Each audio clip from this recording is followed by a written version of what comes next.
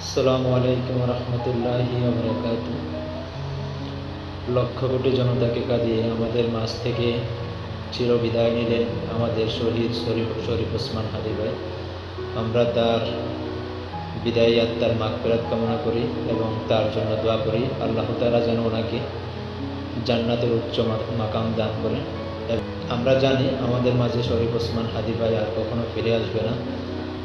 আমরা অনেকে বলি যে এক হাদি লোকান্তরে লক্ষ হাদি ঘরে ঘরে। এই কথাটার সাথে আমি সম্পূর্ণ দ্বিমত পোষণ করছি, কারণ উনি ওনার ন্যায় নিষ্ঠা, সততা, দায়িত্ববোধ, ইসলাম প্রেম এবং অমায়িক ব্যবহার দিয়ে মানুষের মন জয় করেছে। ওসমান হাদি তৈরি হতে আপনার কোনো নিজে পরিকল্পনা করে ওসমান হাদি তৈরি হওয়া যায় না। এটা আল্লাহ প্রদত্ত একটি গুণাবলী এবং আল্লাহ প্রদত্ত একটি নিয়ামত, যেটা ছোট থেকে মানুষের তকদিরে বা যেটা মানুষ জন্মের পূর্বে তার তকদিরে লেখা থাকে, সেই মানুষটার কর্ম, দায়িত্ব এবং তার গুণাবলী কেমন হবে। একজন ওসমান হাদি তার যে দায়িত্ব দিয়ে আল্লাহ তাকে প্রেরণ করেছে, সে তার দায়িত্বই পালন করেছে।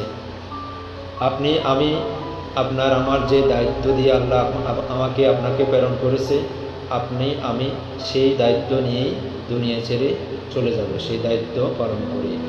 তো এটা নিয়ে এত হতাশ হওয়ার কিছু নেই, কারণ আপনি হয়তো ওসমান হাদির থেকেও অনেক বেটার কিছু করতে পারেন। আপনি ওসমান হাদি থেকেও আরও ভালো কোনো বিপ্লব তৈরি করতে পারেন, ভালো কোনো কাজ করতে পারেন, কারণ পৃথিবীতে ভালো কাজের কোনো শেষ নেই। তবে আপনি পরিকল্পনা করে প্ল্যান করে কখনো ওসমান হাদি হতে পারবেন না। আপনি পরিকল্পনা করে কখনো দেলোয়ার হোসেন সাঈদী হতে পারবেন না, কারণ তারা পৃথিবীতে একবারই জন্ম নিয়েছে, একবারই এসেছে, আর কখনো আসবে না। আমরা তাদের দেখানো পথে চলতে পারবো, আমরা অনুসরণ করতে পারবো। হয়তো আমরা তাদের থেকে বেটার কিছু করতে পারবো, না হয় তাদের থেকে কম কিছু করে দুনিয়া ছেড়ে চলে যেতে হবে। আর একটা বিষয় হচ্ছে, আসলে আপনারা বিশ্বাস করেন না করেন যে আমরা আসলে পরিকল্পনা করে প্ল্যান করে কোনো মানুষ হতে পারবো না। আমরা শুধু অনুসরণ করতে পারবো, কিন্তু আমরা যা হব সেটা আল্লাহ তকদিরে লিখে রেখেছে।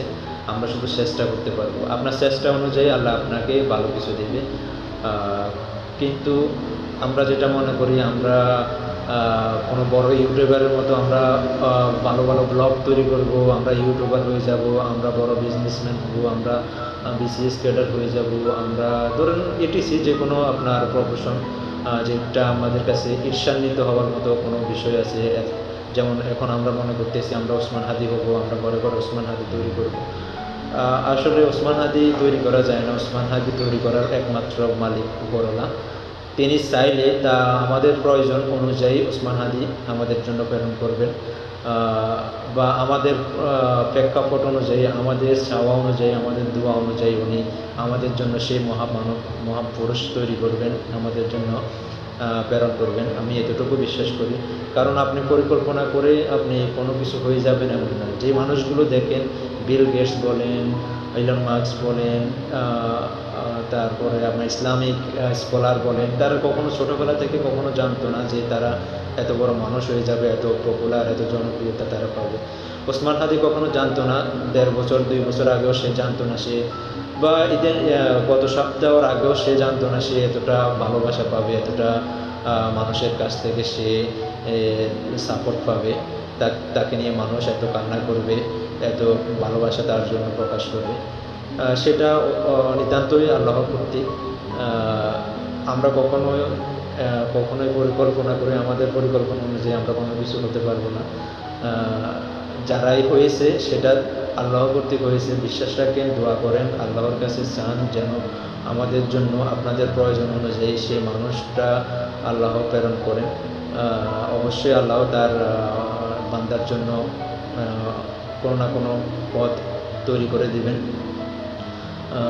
আমরা শুধু চেষ্টা করে যেতে পারবো ইসলামের পথে, সত্যর পথে ন্যায় নিষ্ঠার পথে, ইনসাফের পথে যদি আপনি রাজনীতি করেন বা যে কোনো কাজই করেন, আপনি কোনো না কোনো মহাপুরুষ হতে পারবেন। এটা শুধু ওসমান হাদির ক্ষেত্রে নয়, আপনি যে কোনো মানুষ আপনি নিজেকে তৈরি করে নিতে পারবেন। সেটা আপনার জীবন দশায় হতে পারে বা আপনার মৃত্যুর পরে হতে পারে। সেটা আপনার তকদিরে লেখা আছে, আল্লাহ আপনার জন্য কী রেখেছেন। তবে আপনি আপনার 100% আপনার সততা, আপনার ন্যায় নিষ্ঠা দিয়ে আপনি কাজ করেন, ইনসাফের জন্য কাজ করেন, অবশ্যই আল্লাহ আপনাকে ভালো কিছু দেবেন ইনশাআল্লাহ।